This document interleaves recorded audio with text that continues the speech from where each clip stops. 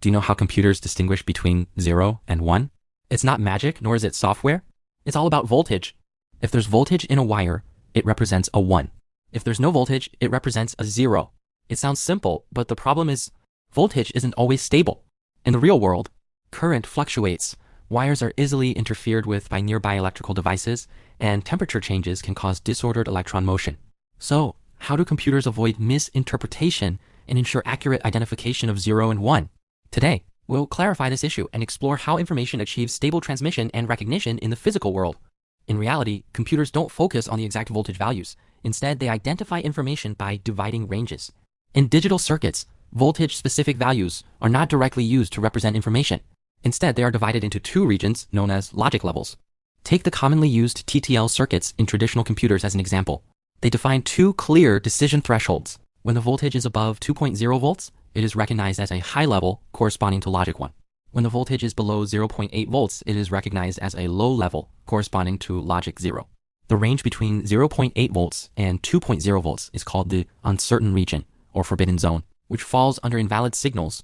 Computers directly classify such voltages as abnormal signals and do not read them. They will either wait for the signal to stabilize or request retransmission. Just like when you encounter a blurry question in an exam, you don't randomly guess but mark it for review. This is why binary is reliable.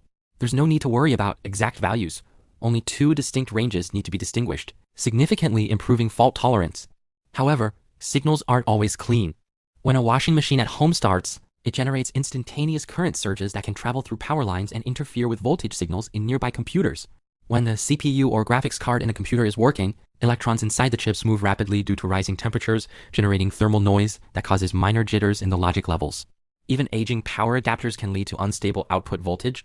All these factors can distort originally clear signals.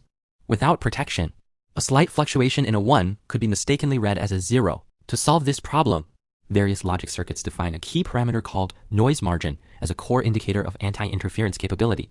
Even if interference occurs, as long as it doesn't exceed this margin, the signal can still be correctly recognized. Still using TTL circuits as an example, their high-level noise margin is about 0.4 volts. Meaning that even if the high level drops by 0.4 volts due to interference, it remains within the safe recognition range and won't be mistaken for 0. The low level noise margin is about 0.3 volts, meaning that even if the low level rises by 0.3 volts due to interference, it still belongs to the low level category and won't be mistaken for 1. This means the signal can be interfered with by hundreds of millivolts and still not be misinterpreted. This is the fault tolerance space of digital circuits. You can think of the noise margin as a tolerance score in an exam. For example, if the passing score is 60, anything not falling below 59.7 corresponding to the low margin or not exceeding 60.4 corresponding to the high-level margin is considered acceptable. Besides noise, signals also face propagation distortion during transmission on circuit boards. When voltage signals travel across a circuit board, wires are not ideal zero-delay conductors. They have resistance, inductance, and capacitance. It's like water flowing through a pipe with resistance and elasticity. The flow is affected. During transmission, this causes signals to gradually blur, reflect at the end of the wire, and overlap with subsequent signals. At the same time, differences in transmission delays between different wires can cause signal synchronization issues. Thus, we need to design more precise level standards and cleaner clock synchronization systems. For example, in modern CMOS circuits, logic 1 is directly defined as close to the supply voltage, and logic 0 is defined as close to ground potential. This expands the voltage difference between the two levels, reducing the probability of confusion. At the same time, the Schmitt trigger is introduced. It acts like a signal purifier, specifically designed to handle ambiguous signals. When a signal with blurred edges and jitter enters the Schmitt trigger, the trigger redefines the high and low level thresholds. For instance, when receiving a high level, the threshold is set slightly lower, and when receiving a low level, the threshold is set slightly higher. This trims the jitter and noise from the signal edges, outputting a clean, well-shaped square wave, ensuring the computer receives undistorted 0 and 1 signals. At this point, some might ask, since voltage partitioning enables information recognition, why not use ternary, quaternary, or other multi-level systems to increase information transmission density by adding more regions?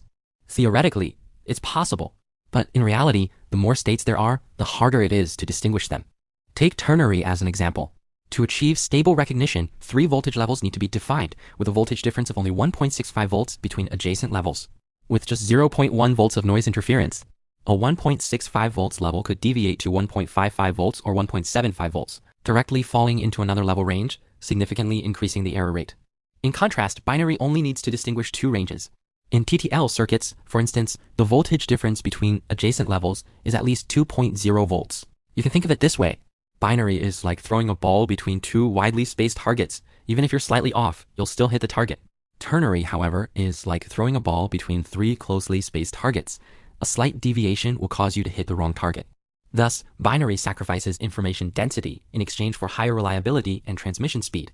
Given that transistors can only achieve on and off states, binary has become the inevitable choice for digital circuits.